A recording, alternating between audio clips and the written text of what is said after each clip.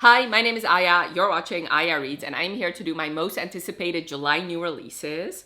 So, two things before I get started. I'm gonna have to do this rapid fire style because I'm getting ready to go to a party soon, so I don't have a whole lot of time to film. Plus, I have over 30 books to talk about. There's so many books that are coming out in July. Obviously, as always with these videos, I'm just talking about all the books that sound interesting to put them on your radar, but I'm not interested to read every single one of these because I don't have the time to read all of them. And as always, I'm gonna split this video up in two parts. The first part will be either sequels in interconnected standalones or standalone books or first books in series, and the second part will be direct sequels. In the second part with the direct sequels, I'm only going to be telling you the title, the author, and the publication date because I figured if you're interested in a sequel, you already know what the first book is about, so I don't want to spoil myself or anybody else by actually talking about the synopsis of those direct sequels. So without yapping too much, let's get started. On July 1st, a lot of books are coming out. 9 books, in fact. So the first book is Overruled by Lana Ferguson. This is a enemies to lovers. This is about 2 divorce lawyers determined to share only beds, but not hearts. So she's kind of married to her work and she has like this big case, but the only thing that could like kind of ruin her career is the fact that she's sleeping with the enemy because the lawyer on the other side is the guy she's sleeping with, Ezra, and he's interested in more and she kind of wants to keep it physical. So I sometimes struggle with these romances where one clearly wants more and the other one just wants a hookup, but we'll see. Lana Ferguson is kind of prolific. Like, she writes very different romances. Like, I'm pretty sure every single book of hers is completely different from the one she's written before. I haven't read a Lana Ferguson yet, but I am very interested. Next is Crash Test by Amy James. This is a Formula One romance. So you follow 2 Formula One drivers. Well, no, that's not true. One of them is a Formula One driver, Travis, and he has been dating a Formula 2 driver for a year. But then when the Formula 2 driver, Jacob, is in critical condition, Travis's world is flipped upside down because nobody knows that they've been dating, and Jacob's family doesn't like Travis, and now they kind of have to figure out how to kind of maintain that relationship. This is an interesting book because it seems like it's told like they already have like a year-long dating and now it's basically them trying to kind of sustain their relationship. So I'm very interested to see how she does that. When I Should Have Stayed by Max Monroe. This is the second book in the Red Bridge series. And this is a second chance romance, of course, as you could tell by the title. Okay, so this seems like they used to be a thing and then he kind of broke her heart, but now they're getting married and nobody understands why. Like, pretty much everybody in their vicinity is against them being together because of everything that happened in the past. Yeah, it's basically a second chance romance. Next, I solely put this book in here because of the beautiful cover. It's The Friends to Lovers Project by Paula Ottoni. And this, as you could see by the cover, takes place in Venice. Apparently this is a love triangle.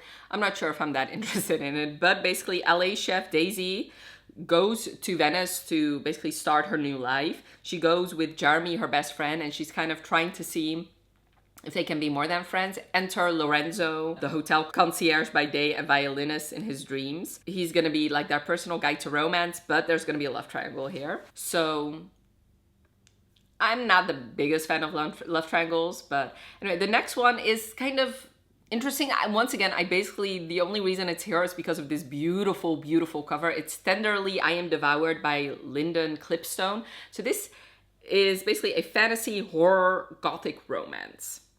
So this is a moody, monstrously gothic romantasy in which a young woman must bind herself to a dangerous demon with the help of the son of a rival family to save her family's legacy and herself from ruin.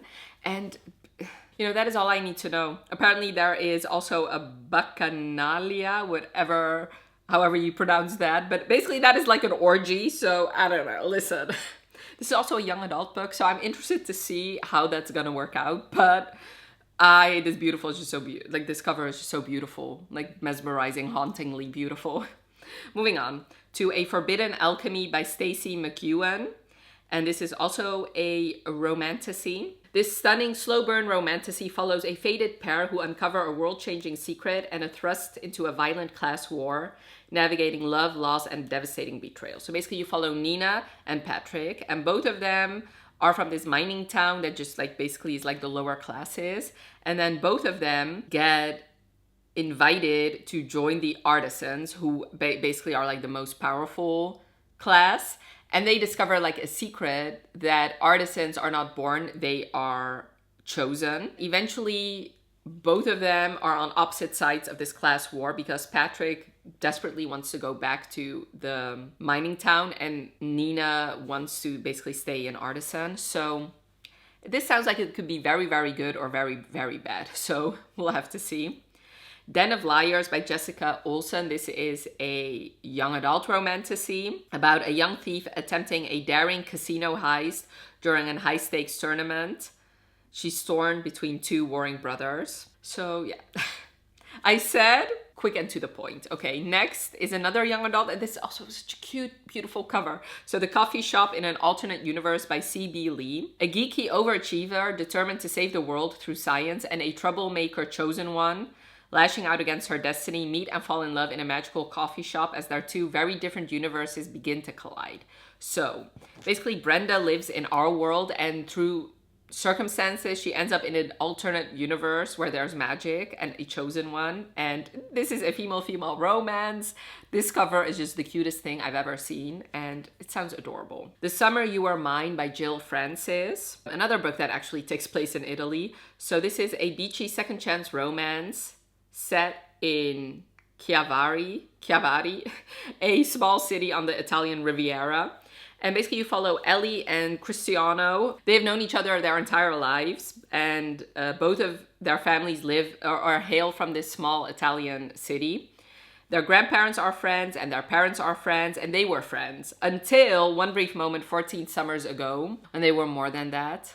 Or almost more than that. So after years apart, both of them have to get back to their small town for this wedding, and now they have to face what happened in the past. And it sounds good, but it doesn't really have the best ratings, so we'll see if I get to this one. Rose in Chains by Julie Soto. This I am so interested in and so excited for, and I'm going to be reading it as soon as it's in my hands. This is the first book in the Evermore trilogy, and this is basically a Dramione fanfiction turned actually published. So the original fanfiction was called The Auction. So basically the war is over, the dark forces have won, and the hero who was supposed to save them is dead.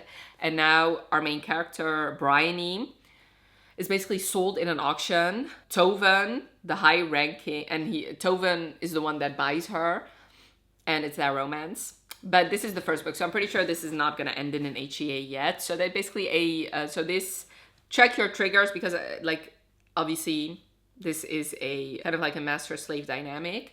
And I've heard amazing things about The Auction, so we'll have to see if the traditionally published version is just as good. Now for the one book that comes out on July 5th is Scotch on the Rocks by Elliot Fletcher. This is the second book in the McCabe Brothers series, the first book being Whiskey Business. And this is opposites attract in this sexy Scottish romance between a young woman and a man who is completely off limits. You follow Callum and Juniper, and it's their romance.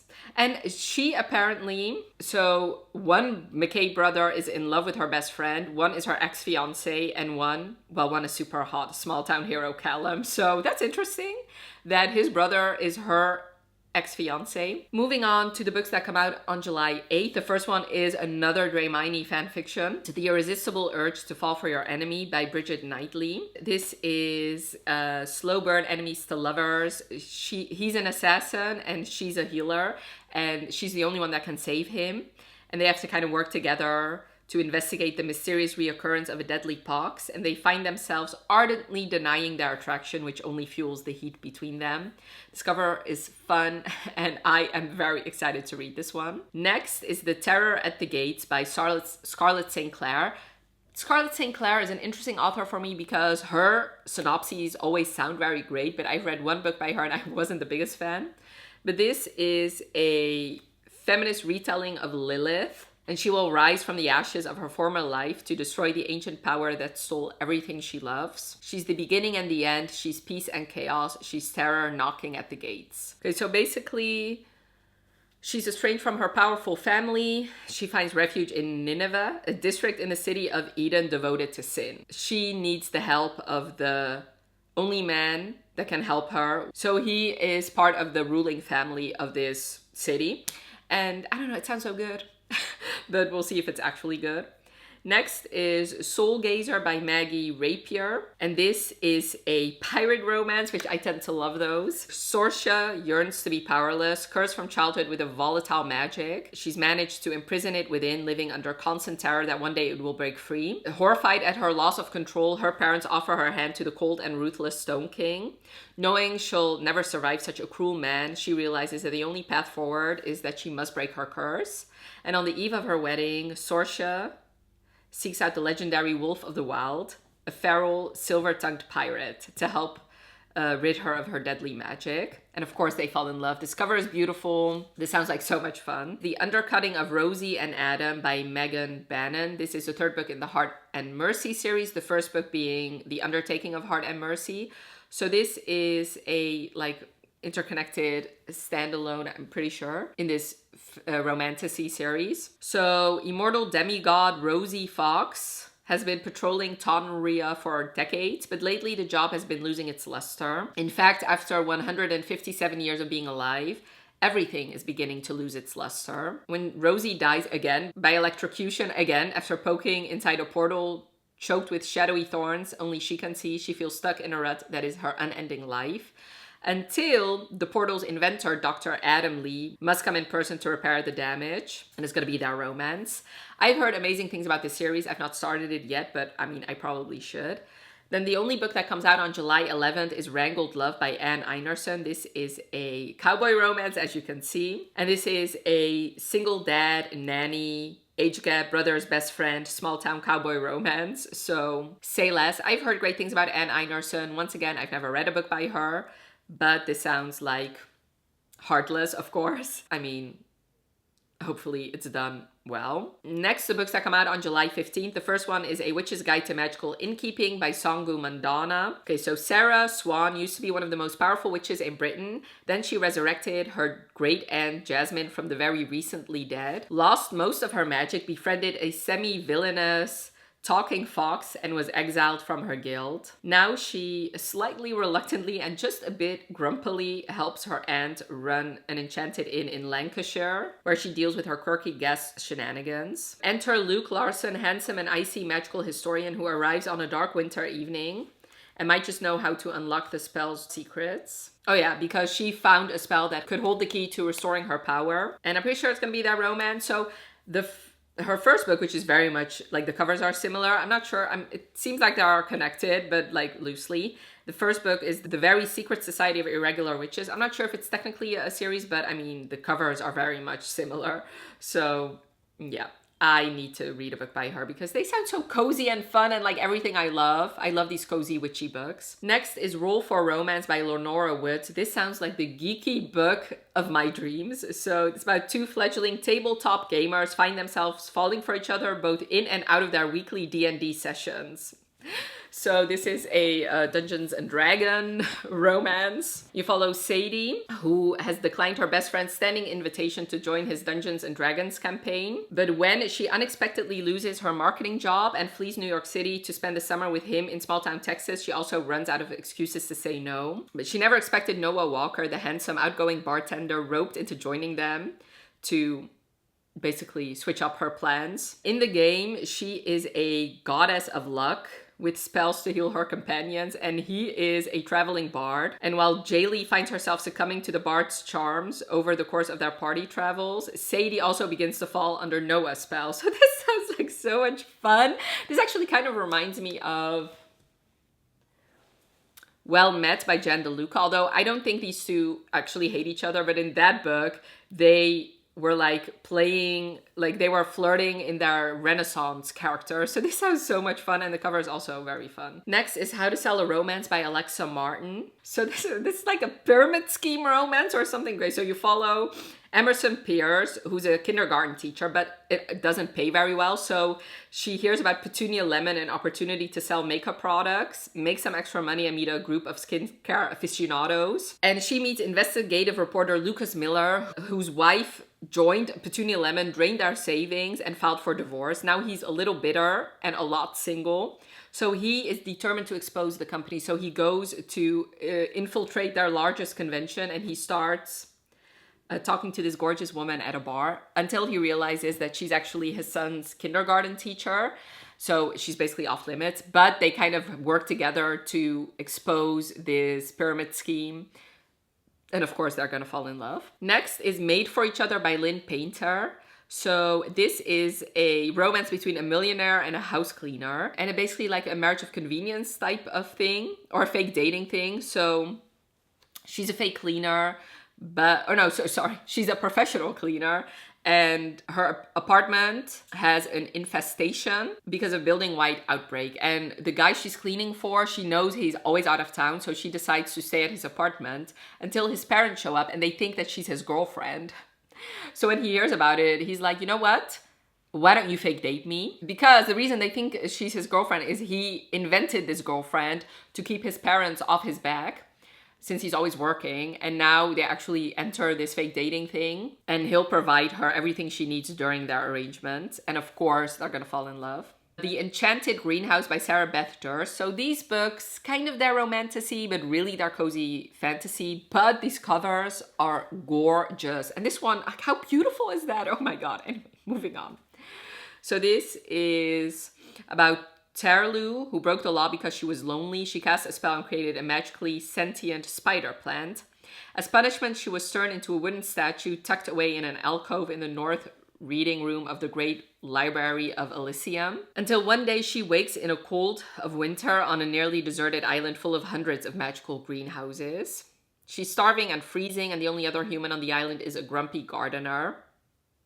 And to her surprise, he offers her a place to sleep, clean clothes, and freshly baked honey cakes. And this is their romance. Now for the books that come out on July 22nd. The first one is Chasing Shelter by Catherine Cowles. I'm pretty sure this is the last book in her Sparrow Falls series. She came to Sparrow Falls for sanctuary. She never meant to fall in love for the broody single dad next door. So this is a neighbor romance, which I tend to love. There's something in her past that she's running from, and she thinks Sparrow Falls will be her fresh start. But Trace Coulson sees too much, asks too many questions, and his protectiveness is as infuriating as it is alluring. And, you know, this is a romantic suspense. So, of course, her past will come back to haunt her. And I've never read a Catherine Cowles. I really should start sometime soon. Next is The Arcana Academy by Elise Kova. This is the first book in her new series. This is about a woman who wields magical tarot cards, who lands herself in a false engagement with the headmaster of a mysterious academy in the first installment of an enthralling romantasy series. So Clara Greysword has survived the underworld of Eclipse City through thievery, luck, and a whole lot of illegal magic. After a job gone awry, Clara is sentenced to a lifetime in prison for inking tarot cards, a rare power reserved for practitioners at the elite Arcana Academy. But then the headmaster offers her an escape for a price. Kalis believes that Clara is the perfect tool to help him steal a tarot card from the king and use it to recreate an all-powerful card lost to time. In order to conceal her identity, he tells her that she's his bride-to-be. So this is also like a fake dating romance, and yes, say less, I love those. Love is a War Song by Danica Nava. So this is about a Muskogee pop star and a cowboy who couldn't be more different come together to strike a deal. Pop singer Avery Fox has become a national joke after posing scantily clad on the cover of Rolling Stone in a feather war bonnet. And it was meant to be a statement of her success as a Native American singer, has turned her into a social pariah and dubbed her as a fake. With threats coming from every direction and her career at a standstill, she escapes to her strange grandmother's ranch in Oklahoma. And Red Fox Ranch has been home to Lucas Iron Eye since he was 16 years old. And he has lived by 3 rules: preserve the culture, respect the horses, and stick to himself. But when he's tasked to pick up Lottie's granddaughter at the bus station. The last person he expected to see is the Avery Fox, and he cannot stand what she represents, but when he's forced to work with her, he can't get her out of his sight or his head. So yeah, this sounds good. Soul of Shadows by Emma Noyes. This is described for fans of The Vampire Diaries, which say less, and Atlas 6. So this is another young adult romantasy about vampires. So Charlie, when her classmate goes missing, she goes into the forest, and that leads her eventually to a world hiding in plain sight, made of magic, gods, and monsters. And a first love faded to fall apart. And the last not direct sequel is Precious Hazard by Neva Altai. This is the 11th book in the Perfectly Imperfect series, which is her mafia romances, following characters with like all sorts of like different disabilities. So this is an arranged marriage. He thought he was gonna get a sophisticated, docile wife, but he didn't get a single trait that he wanted in a spouse. Instead, he got everything he never knew he craved. She surged into my life like an earthquake, shaking me to my very core. My beautiful harbinger of chaos, my precious hazard, my wife. My wife! So I'm sure there's going to be a lot of my wife used in this book, which of course I love.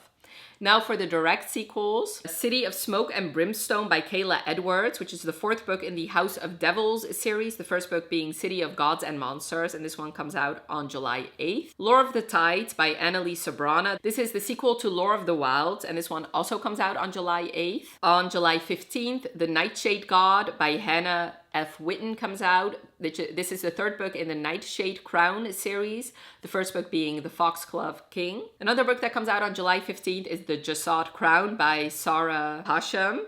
This is the 2nd book in the Scorched Throne series, the first book being The Jasad Heir. Wrath of the Dragons by Olivia Rose Darling comes out on July 29th. This is the 2nd book in the Fear the Flames series, the first book, of course, being Fear the Flames. Another book that comes out on July 29th is A Theory of Dreaming by Ava Reed. This is the 2nd book in a Study of Drowning series, which, of course, the first book being A Study of Drowning. And last but most certainly not least is Thorns and Fire by Helen Schroer. This book comes out on July 31st, and this is the 2nd book in the Ashes of Thesmar series, the first book being Iron and Embers. So, I need to get going because I still need to change my outfit. But I really hope you enjoyed this video. Definitely let me know whether or not you're interested in any of these books. And if there's a book that comes out that you're very much interested in, leave that in the comments for me and the other people watching, because I might want to pick that book up too. If you're down there, leave me a sun emoji because we're starting to get some lovely weather here in the Netherlands. In fact, this is like one of the hottest days of the year so far, so very excited about that. So yeah, leave all your thoughts down below or a sun emoji in the comments below, and I hope you enjoyed this video. Definitely let me know by leaving a like if you did, and thank you so much for watching. Have a wonderful rest of your day, and I'll talk to you later. Bye.